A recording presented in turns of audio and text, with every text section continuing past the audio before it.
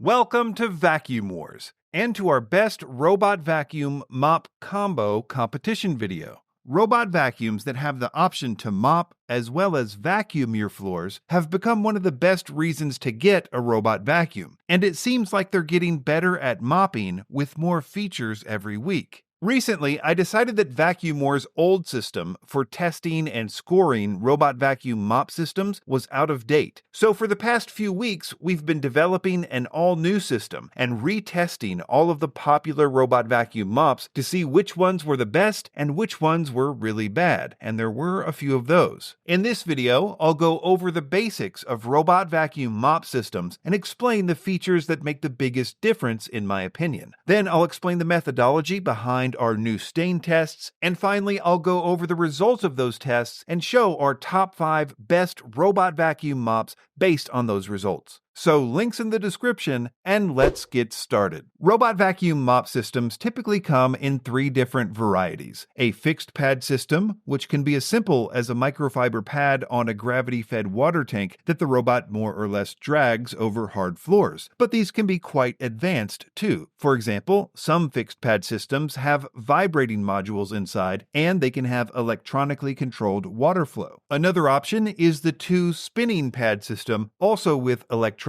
water flow, as well as a single spinning roller system, which has become popular very recently, which incorporates a squeegee to constantly wring out the roller. We'll talk more about the differences here later. Another important feature to look out for is if their mop pads can lift up automatically to avoid carpets and rugs. In the beginning, none of them had pads that lifted up. If you wanted a robot vacuum to mop, you would have to physically attach its mop plate and find some way to keep it off carpets during its mopping run. You could create no-go zones in the app for this purpose with more advanced models, but basically, if you had some carpets or rugs in your house, then you would need to do 2 separate runs, one without the mop pad attached for vacuuming carpets, and one with the mop pad attached for hard floors, so double the time and double the battery life. But with the addition of self-rising mop pads a couple years ago, the game really has changed for the better, and now most higher-end robot vacuums will have mop pads that lift up automatically when they sense carpets, so that they can mop and vacuum everything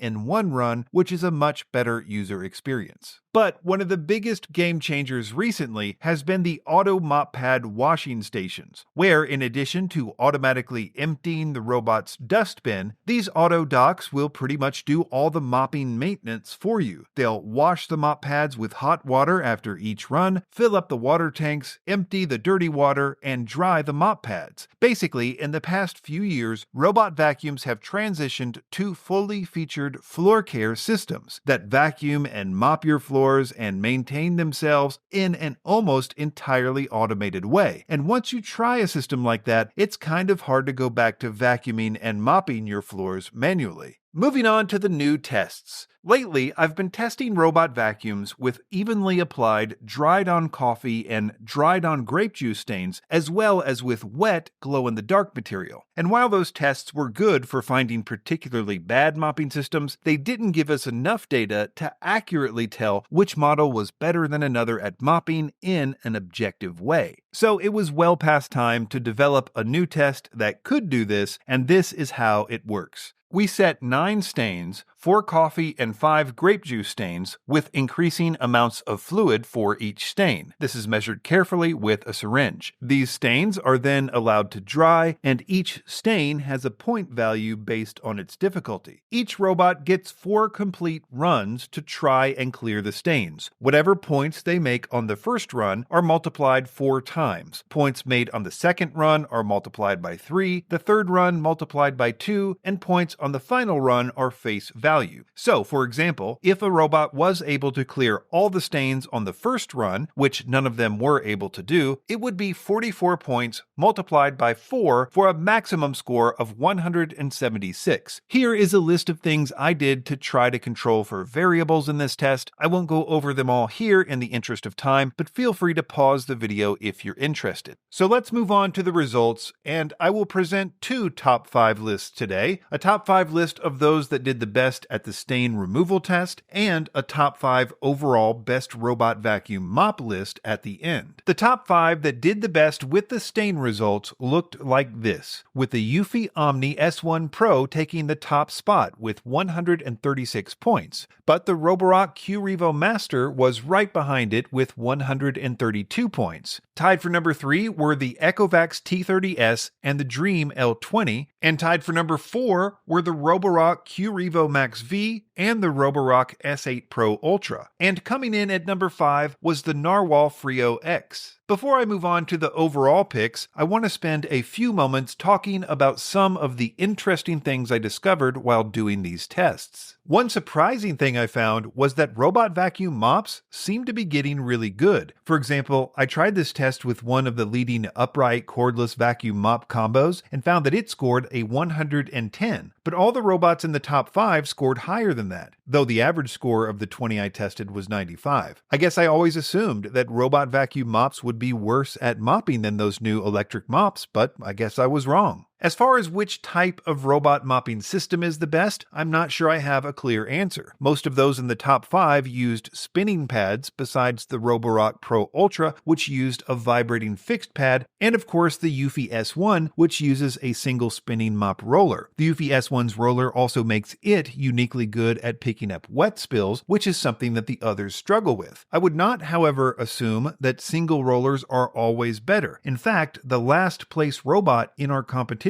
was the SwitchBot, the only other robot with a single roller design. And despite giving it many opportunities in many different situations, it kept coming in last place, though I will give it another shot before our official review of it. Some other notable poor performances include the Roborock S8 Max series and the Dream X30 and X40. For example, the newer, more expensive Roborock S8 Max V and S8 Max both had worse scores than the older Roborock S8 Pro Ultra and S8 Plus, and I tested these a lot of times to be sure. Same thing with the Dream X30 and X40, which are both newer models, but both got worse mopping scores compared with the older Dream L20. Another really interesting thing is that I tested an old school style robot vacuum mop, the Roborock Q5 Pro, which uses a simple gravity-fed fixed pad system, basically the same system that every robot vacuum used for the first few years of robot vacuum mops, and it was significantly below average. So I suspect that when I start to test more and more robots over time, I'll find that the actual average score is much lower than what I currently have, and the ones that I tested for this video, which were all pretty much flagship robot vacuums, will probably all prove to be way above average. Let's move on to the overall top 5 robot vacuum mops, and because I expect this list will change rapidly as more are tested, I will create a special page on our website with a full top 10 list instead of just top 5 that will be updated week by week as we review new robot vacuums in the description below. When you add the mopping feature score and the stain removal scores,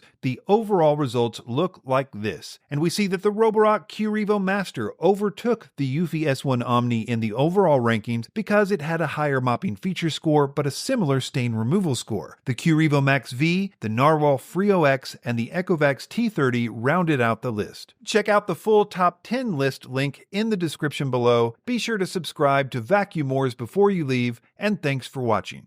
All of the links in the description are updated regularly to reflect our current favorite vacuums in multiple categories. You'll also find links to the Vacuum Wars website in the description, where we have more detailed lists of our favorite products, like our new top 20 robot vacuums list, which is updated weekly.